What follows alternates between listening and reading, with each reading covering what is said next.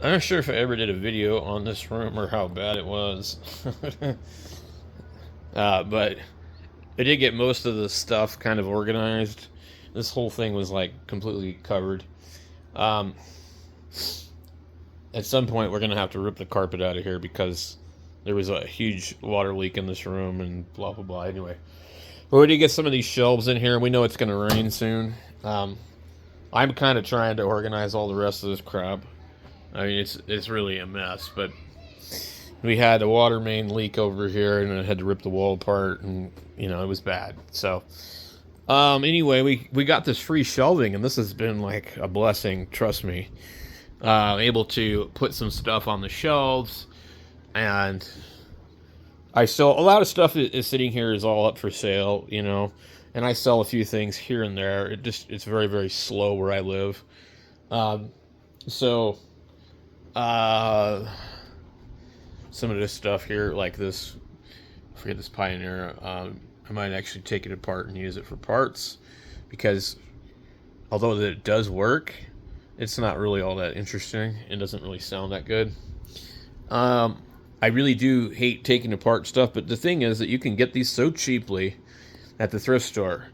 If you just need something for parts, this is like an excellent way to harvest all kinds of components, binding posts and stuff like that. Because people don't want these, they don't really sell, and you can go get one for $2. You drive around Phoenix and check all the stores on a $2 tag day, and you're probably going to find one if you go to 10 different stores. Stuff like this you can find pretty easily. But I got the bikes out here, and there's just too many of them. But anyway, I got rid of a bunch of telescope stuff. We still have a few more. This is a motorized mount, and I have finally acquired a hand controller for it. I'm trying to remember where that one's at. There's two of these. So I bought one like that, and then I bought one like this that came with the 90 GT. We have a 90 GT and a 102 GT. These are really, really cool telescopes. Um, they're both. This one was. This is the 90. The 102 isn't much smaller, but what's nice about when you get into these bigger Celestrons, this whole piece is metal.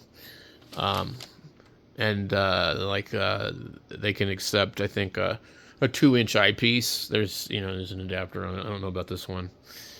I'm always looking for these pieces because they're usually missing. But this will accommodate that 90 GT, and I had been looking for one of these for a really long time, and we actually have two of these because I have one that had no controller, and I walked into the Goodwill one day, and this whole thing was just sitting there with the controller. I don't remember what it was. It was like $12 or something like that, maybe even less. There should be a price tag on it somewhere because I don't usually remove the price tags, but it was super cheap. So I believe I have another one because this other one came with a Catbird Jones, and what that is it's a telescope like this, but it has a Barlow lens built into the focuser. It's bad news. You don't want it. It was a cool idea, but it doesn't work. And so it was on this one, and no controller also. This probably doesn't work on this one because it's a earlier one. There's a couple different controllers that Celestron used. The difference being this one is not a dovetail mount. It's for 114, 115 millimeter, whatever the hell they call these. 114, yeah.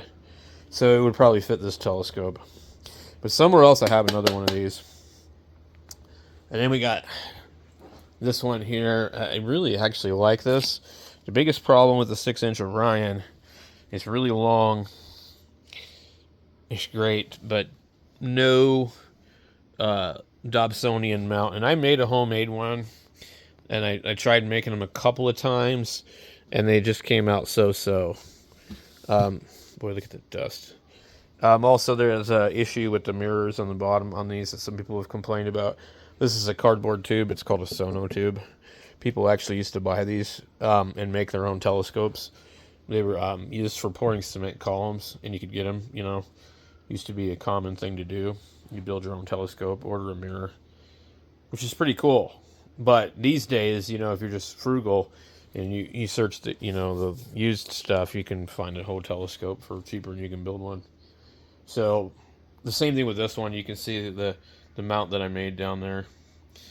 And this mount is a lot better, but I've made a couple of mounts and I'm just not as good as the real companies. Also, these here, you can see they're supposed to clamp on the side. So this is a 200p. I think it's an 8-inch. So we have a 6, an 8, and we have a 10. And the 10 we have is way too big to mess with. Way too big. This one here, people don't like this one, but I do. This is like a 130 millimeter. And it's kind of a short, fast scope for how big it is, because if you look at this, that's a 114, that's 130. This one's pretty decent, really, for the most part. It's just that, like, most of the mounts, they wobble so bad. So, you know, the factory mounts they came with are just horrible. And I'm just not going to spend a bunch of money on a mount. So, you're going to basically be nothing real high power. Otherwise, it's just an unpleasant experience. But, anyway, so this room has been pretty straightened out for the most part. I just got to sell a few more things, and then I have more room on the shelf as they disappear. So, I thought I'd bring you guys up to date with that. I have never got the Cannondale forks to come unfrozen. But what I'm going to do is I'm going to take the front wheel off the Cannondale. I'm going to pull the rubber boots back and soak it some more with some lube. And then we'll take a dead blow hammer or rubber mallet, and I'll just smack the thing, you know, on the bottom ends and try and free it up. Otherwise, I guess I'm looking for parts for a Cannondale, or I have a Springer, a stiff front end, you know. But these are my two bikes that I really like. This one here is cool. This is a 29er. I do like that one. So I've got a couple of other bikes, and I've been giving away a few of them and stuff. I had fun playing with them, but I haven't had time to really do anything other than putting them together. This one here, I took different handlebars and put it on it and had grip shifters, and it doesn't quite like these shifters, and maybe it's that these shifters aren't really all that great, but they're combination shifters. So a few more tweaks on this and it would probably be a pretty good bike. Anyway, that's my hoarding area.